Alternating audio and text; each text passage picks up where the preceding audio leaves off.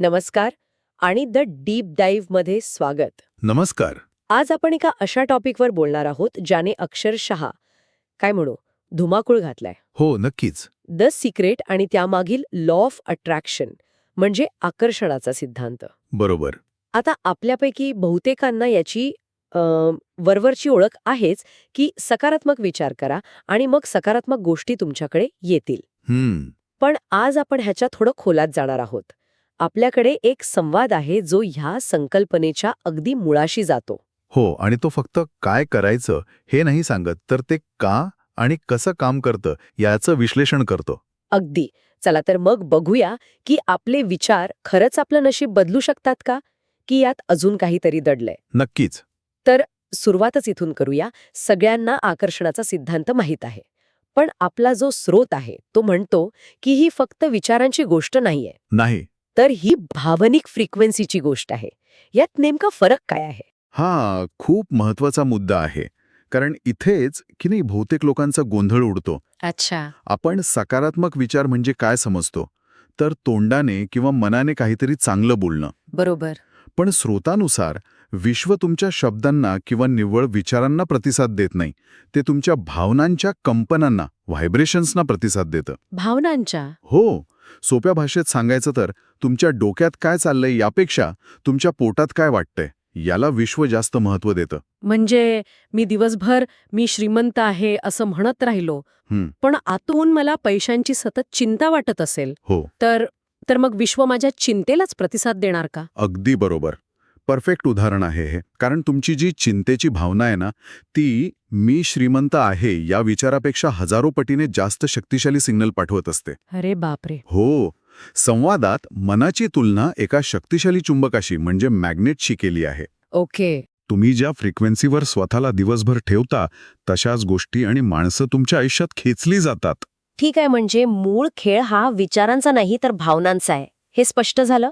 अगदी. मग या सिद्धांताला प्रत्यक्षात आणण्यासाठी जी प्रसिद्ध 3 टप्प्यांची प्रक्रिया सांगितली आहे, मागा, विश्वास ठेवा आणि स्वीकार करा. Ask, believe, receive. हो, ती या भावनिक फ्रिक्वेन्सी सोबत कशी जोडलेली आहे? ती प्रक्रिया म्हणजे दुसरं तिसरं काही नसून याच भावनिक फ्रिक्वेन्सीला नियंत्रित करण्याचा एक मार्ग आहे. प्रत्येक टप्पा तुम्हाला योग्य भावनिक स्थितीत आणण्यासाठी डिझाईन केला आहे. Okay, interesting.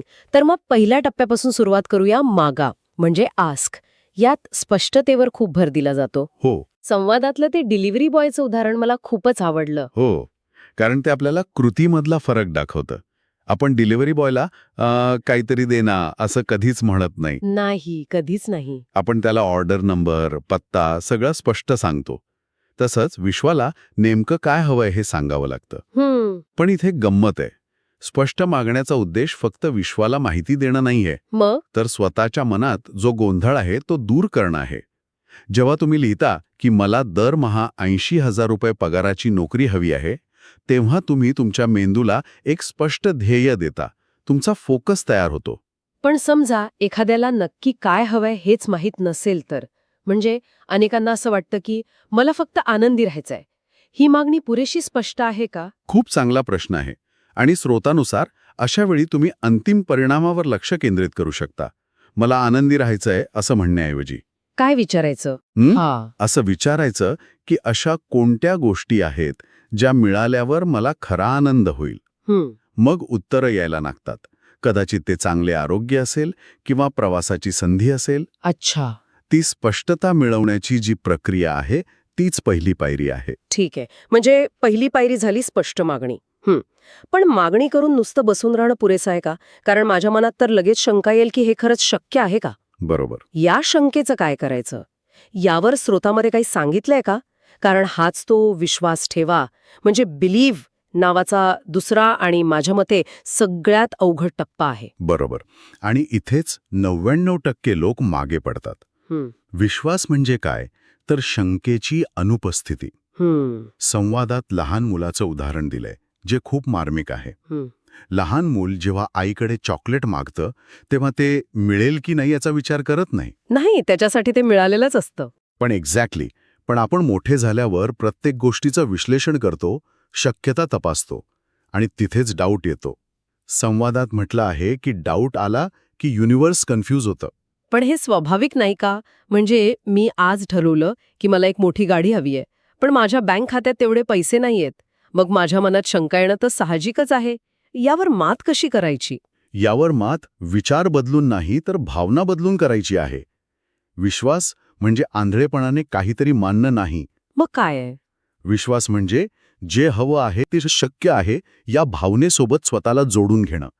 आणि इथेच एक न्यूरोलॉजिकल संकल्पना समोर येते. न्यूरोलॉजिकल म्हणजे मेंदूशी संबंधित. हो, आपल्या मेंदूला खरी घटना आणि आपण तीव्रतेने कल्पना केलेली घटना यातला फरक कळत नाही. हे खूपच इंटरेस्टिंग आहे. म्हणजे हे फक्त आध्यात्मिक नाही, यामागे काही विज्ञान आहे. हो, एका अर्थाने जेव्हा तुम्ही पूर्ण विश्वासाने कल्पना करता की तुम्ही ती गाडी चालवत आहात, तेव्हा तुमचा मेंदू तेच न्यूरोकेमिकल्स तयार करतो जे गाडी खरंच चालवताना तयार झाले असते. वाव. तुम्ही तुमच्या मेंदूमध्ये यशाचे नवीन न्यूरल पाथवे किंवा मार्ग तयार करत असता. तुम्ही तुमच्या मेंदूला त्या नवीन वास्तवासाठी प्रशिक्षित करत असता. म्हणजे विश्वास ही केवळ मानसिक क्रिया नाही, तर एक न्यूरोलॉजिकल प्रक्रिया आहे. अगदी वाह. म्हणजे आपण आपल्या मेंदूला हॅक करत आहोत असं म्हणता येईल. बरोबर, हॅकच करतोय. आणि मग येतो तिसरा टप्पा, स्वीकार करा, रिसीव्ह. यात म्हटलंय की मिळाल्यासारखं अनुभवा. हे तर मला नेहमीच उलटं वाटत आलंय. कसं? म्हणजे आधी गोष्ट मिळते आणि मग आपल्याला आनंद होतो. हे आधी आनंद मग गोष्टवाला फंडा थोडा विचित्र नाही का? बरोबर. आणि म्हणूनच हा सर्वात शक्तिशाली टप्पा आहे, कारण तो आपल्या नेहमीच्या तर्काच्या पलीकडे जातो. स्वीकार करणे म्हणजे वाट पाहत बसणे नाही. स्वीकार करणे म्हणजे ती गोष्ट आयुष्यात येण्याआधीच तिच्यासाठी जागा तयार करणे. जागा तयार करणे. हो, आणि ती जागा तुमच्या भावनांमध्ये तयार होते. जेव्हा तुम्ही ती गाडी मिळाल्याचा आनंद, तो उत्साह आज ह्या क्षणी अनुभवता, तेव्हा तुम्ही तुमची भावनिक फ्रिक्वेन्सी त्या गाडीच्या फ्रिक्वेन्सीशी जुळवता. अच्छा. तुम्ही एका जिवंत चुंबकात रूपांतरित होता, जे त्या गोष्टीला खेचून आणतं. म्हणूनच संवादातलं ते वाक्य खूप महत्वाचं आहे. फील जिंकतं, फिअर हरतं. तुमची मिळवल्याची भावना तुमच्या न मिळण्याच्या भीतीवर मात करते. ओके, म्हणजे ही सगळी प्रक्रिया जर इतकी प्रभावी आहे आणि तुम्ही म्हणताय तसं विज्ञानावर आधारित आहे, तर मग बहुतेक लोक यात यशस्वी का होत नाहीत? म्हणजे आपल्या आजूबाजूला तर सगळेच आपलं स्वप्न पूर्ण करताना दिसत नाहीयेत. या अपयशामागची कारणं काय सांगितली आहेत आपल्या स्रोतामध्ये? हो, आणि हा या चर्चेचा सर्वात प्रॅक्टिकल भाग आहे. संवादात याची 3 मुख्य कारणं सांगितली आहेत आणि ती एकमेकांची जोडलेली आहेत. ओके. पहिलं आणि सर्वात मोठं कारण म्हणजे लोकांच्या मनात नकारात्मक विचारांचं आणि भावनांचं प्रमाण खूप जास्त असतं. म्हणजे आपण 5 मिनिटं डोळे मिटून सकारात्मक विचार करण्याचा प्रयत्न करतो, पण उरलेले 23 तास 55 मिनिटं नकळतपणे चिंता, भीती आणि शंका ह्या भावनांमध्ये जगत असतो. मग तुम्हीच सांगा, सिग्नल कोणता जास्त शक्तिशाली असेल? साहजिकच जो जास्त वेळ चालू आहे तोच. बरोबर. दुसरं कारण आहे अधीरता. आपण आज काहीतरी मागतो आणि उद्या सकाळी उठून बघतो मिळालं नाही, मग आपण म्हणतो हे सगळं खोटे आहे. आणि प्रक्रिया सोडून देतो. हो, अर्धवट. पण धीर सोडणं स्वाभाविक नाही का? म्हणजे समजा कोणीतरी नोकरीसाठी प्रयत्न करतंय आणि महिनाभर काहीच होत नाही, तर त्याचा विश्वास डळमळीत होणारच. अगदी बरोबर. आणि इथेच स्रोतामधला एक महत्वाचा मुद्दा येतो. ते म्हणतात, विश्वासाची परीक्षा तेव्हाच होते जेव्हा तुमच्या समोर यशाचा कोणताही पुरावा नसतो. वाव. आता म्हणजे एक चांगली सवय आहे हे मान्य, हो, पण त्याचा माझ्या भविष्याशी काय संबंध? म्हणजे मी आज माझ्या जेवणासाठी थँक्यू म्हटल्याने मला उद्या चांगली नोकरी मिळण्याची शक्यता कशी वाढते? यामागचं लॉजिक काय आहे? याचं लॉजिक पुन्हा त्याच फ्रिक्वेन्सीवर येतं. जेव्हा तुम्ही तुमच्याकडे काय नाही यावर लक्ष केंद्रित करता, तेव्हा तुम्ही अभावाची म्हणजे लॅकची फ्रिक्वेन्सी विश्वाकडे पाठवता. ओके. आणि मग विश्व तुम्हाला अजून अभावच देतं. पण जेव्हा तुम्ही तुमच्याकडे असलेल्या लहानसहान गोष्टींसाठी मनापासून आभार मानता, जसं की चांगला चहाचा कप. हो, किंवा निरोगी शरीर, डोक्यावर असलेलं छप्पर, तेव्हा तुम्ही तुमची फ्रिक्वेन्सी अभावावरून समृद्धीवर म्हणजे अबंडन्सवर शिफ्ट करता. अच्छा. तुम्ही विश्वाला सांगता, माझ्याकडे आधीच खूप काही आहे. कृतज्ञता ही एक भावनिक स्थिती आहे जी तुम्हाला आपोआप उच्च फ्रिक्वेन्सीवर घेऊन जाते. आणि एकदा तुम्ही त्या फ्रिक्वेन्सीवर आलात की चांगल्या गोष्टी तुमच्याकडे आपोआप आकर्षित होऊ लागतात. वाव. म्हणजे कृतज्ञता ही अधिक मिळवण्यासाठीची एक चीट कोड आहे असं म्हणता येईल. हो, अगदी तसंच. हे सगळं ऐकून ज्यांना आता सुरुवात करायची आहे, त्यांच्यासाठी काही सोप्या आणि व्यावहारिक टिप्स दिल्या आहेत का संवादात? हो, नक्कीच. आणि ह्या सिद्धांताची चांगली गोष्ट ही आहे की याची सुरुवात करण्यासाठी मोठ्या तयारीची गरज नाही. 3 खूप सोप्या कृती सांगितल्या आहेत. कोणत्या? पहिली आहे कृतज्ञता जर्नल, म्हणजे ग्रॅटिट्यूड जर्नल. रोज रात्री झोपण्यापूर्वी एका वहीत अशा 5 गोष्टी लिहा, ज्याबद्दल तुम्ही त्या दिवशी मनापासून आभारी आहात. हे सुरुवातीला विचित्र वाटू शकतं, पण काही दिवसांतच तुम्हाला जाणवेल की तुमचं लक्ष नसलेल्या गोष्टींवरून असलेल्या गोष्टींवर यायला लागलाय. म्हणजे तुमचा जगात बघण्याचा दृष्टिकोनच बदलतो. ही एक चांगली सवय आहे. आणि दुसरी कृती तर बरीच क्रिएटिव्ह वाटते, विजन बोर्ड. हो, आणि ही खूप मजेशीर पद्धत आहे. तुम्हाला भविष्यात जे काही हवं आहे, तुमचं घर, गाडी, जीवनशैली, बँक बॅलन्स यांची चित्र गोळा करून एका बोर्डवर लावा. आणि हा बोर्ड अशा ठिकाणी लावा जिथे तुमची नजर रोज पडेल. म्हणजे आपल्या आवडत्या हिरो हिरोईनचे फोटो नाही लावायचे. नाही, आपल्याला जे हवंय ते लावायचं. नाहीतर विश्व कन्फ्यूज होऊन आपल्याला भलतंच काहीतरी पाठवेल. बरोबर. पण हे फक्त चित्र बघणं आहे की यामागेही काही लॉजिक आहे? यामागेही लॉजिक आहे. जेव्हा तुम्ही ती चित्र रोज बघता, तेव्हा तुम्ही तुमच्या सुप्त मनाला, म्हणजे सबकॉन्शियस माइंडला सतत संदेश देत असता. ओके. आणि याशिवाय आपल्या मेंदूमध्ये एक रेटिक्युलर ॲक्टिव्हेटिंग सिस्टम नावाचा भाग असतो. त्याचं काम गाळणीसारखं असतं.